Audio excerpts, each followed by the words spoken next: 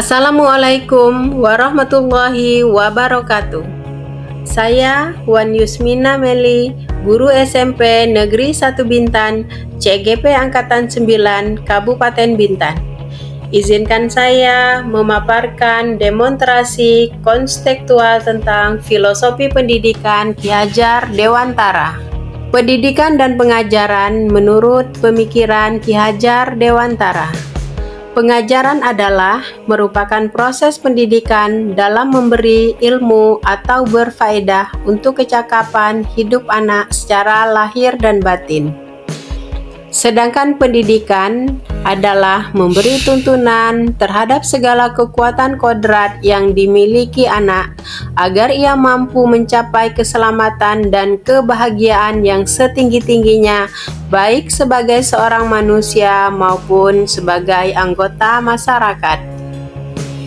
Pemikiran Ki Hajar Dewantara tentang pendidikan adalah diibaratkan seorang petani.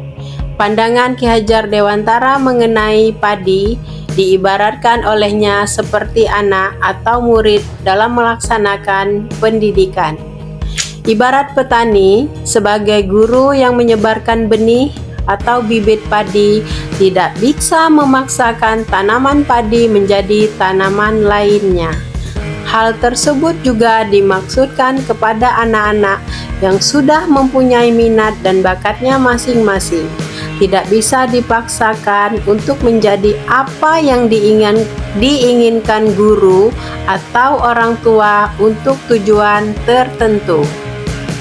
Pemikiran Ki Hajar Dewantara yang lainnya tentang pendidikan diibaratkan taman. Ki Hajar Dewantara juga mengibaratkan pendidikan layaknya sebuah taman.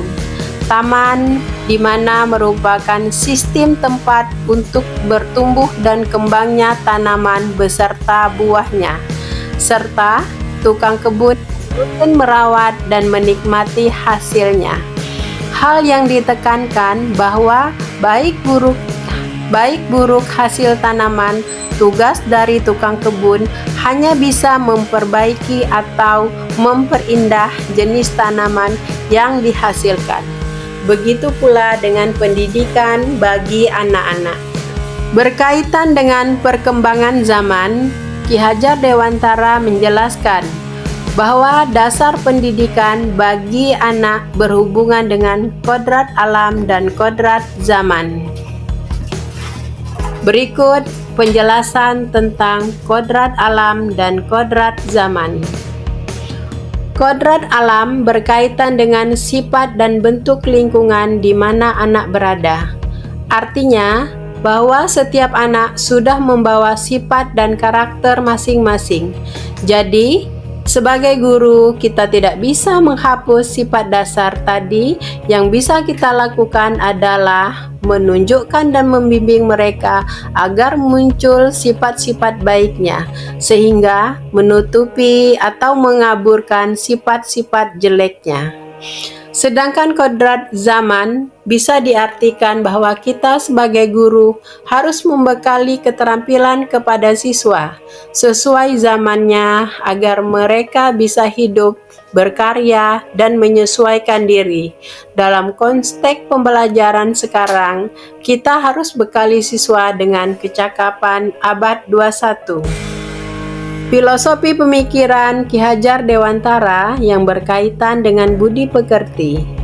Ki Hajar Dewantara memiliki pemikiran tentang trilogi pendidikan yang harus dimiliki oleh seorang pendidik. Trilogi pendidikan yang Ki Hajar Dewantara terapkan, yang pertama, Ingarso Sungtolodo, bahwasanya guru di depan menjadi teladan.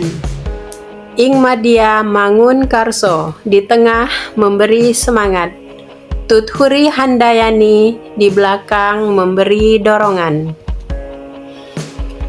Pemikiran filosofi Ki Hajar Dewantara tentang asas trikon.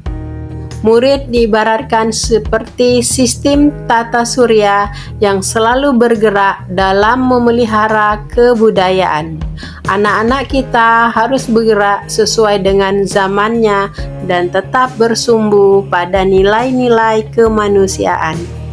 Sedangkan guru ibarat matahari yang membimbing dan menuntun siswa agar bebas berekspresi, berkembang, dan berinovasi sesuai dengan kemampuan masing-masing.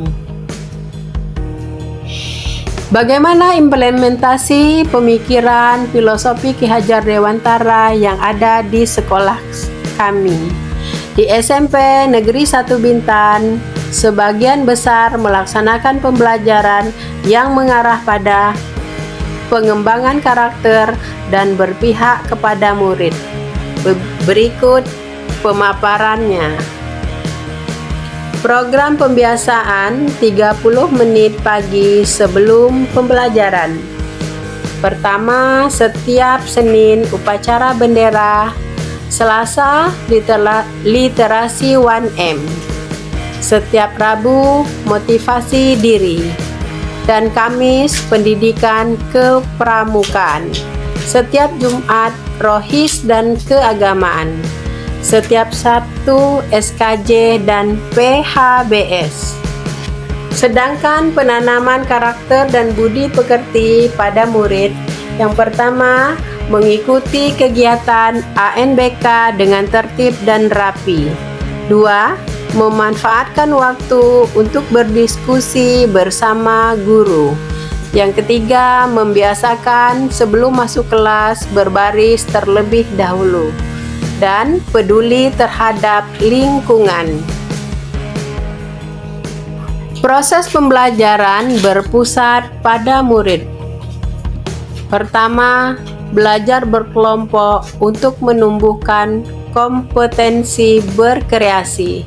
Kedua, memberikan kesempatan kepada siswa mengikuti kegiatan olimpiade dan memberikan kesempatan kepada siswa dalam mempresentasikan untuk mewujudkan keberanian.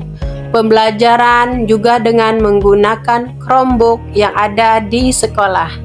Pembelajaran bisa dilakukan di kelas maupun di ruang lain seperti perpustakaan. Kegiatan pengembangan diri melalui ekstrakurikuler.